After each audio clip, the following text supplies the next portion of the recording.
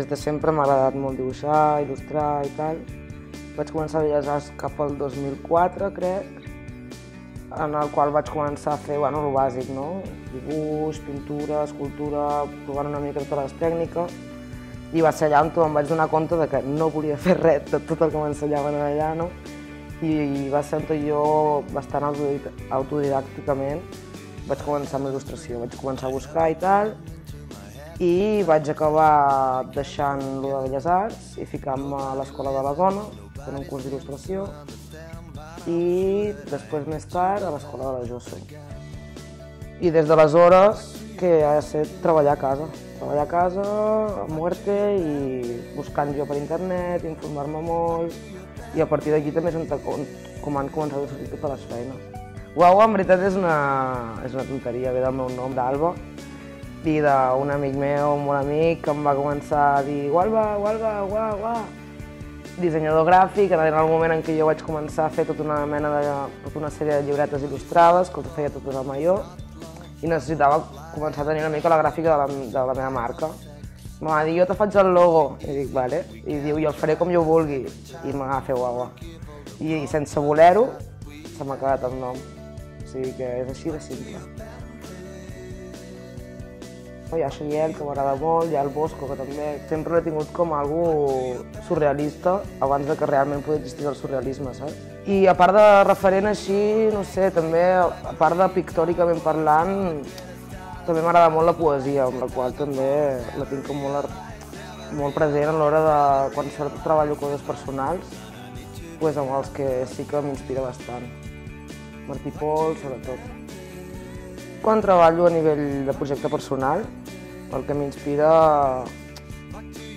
tant pot ser com una cançó, com un moment o un record, o realment qualsevol cosa que me fiqui una mica a la pell de gallina, saps? I sempre intento dir coses que jo sento. Qualsevol feina en què s'hi pugui introduir la il·lustració i tinc cabuda, no? Jo crec que fins ara he fet algun disseny d'algun CD, vaig estar fent tota la cartelleria del Siquim durant un any o dos, ara estic fent una col·lecció de llibres per una editorial de París. M'ho va plantejar un col·lega d'aquí de Figueres, que la seva germana, ell és francès, i la seva germana viu a París, i jo estava començant a muntar un tema de tota una editorial, aquesta de llibres infantils basats en la filosofia. I li va ensenyar el que jo feia, i li va encantar, i estamos en ello, no? Ja vaig pel quart llibre. De moment farem una tirada de 6, els primers 6 llibres de la col·lecció, i n'hi haurà molts més.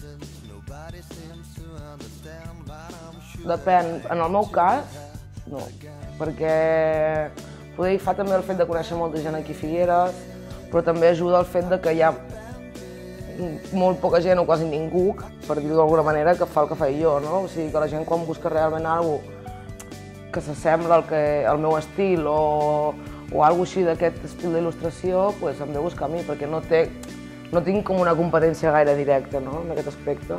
I a Barna sí que em costava molt més trobar feina, perquè a Barna hi ha gent molt bona. El laboratori vol ser com una mena d'aparador sobretot d'artistes locals del territori de Catalunya i també del territori espanyol, no?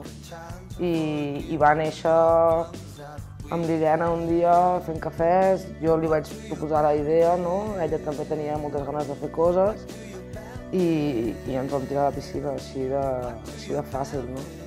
Jo crec que faltava alguna cosa així a Figueres, no? Un espai on te puguis trobar una mica d'objecte original i amb bon gust i que estiguis fomentant també la gent jove que intenta viure del que a ell li agrada, no? També de cares a aquest any ja estem començant a preparar una programació de tallers, també creiem que és interessant oferir un tipus de tallers que aquí a Figueres no hi és. I aquesta és la intenció, no sé, també que tot Figueres es faci el laboratori una mica seu, no? Un lloc on tothom pugui entrar i pugui aportar idees o el que sigui.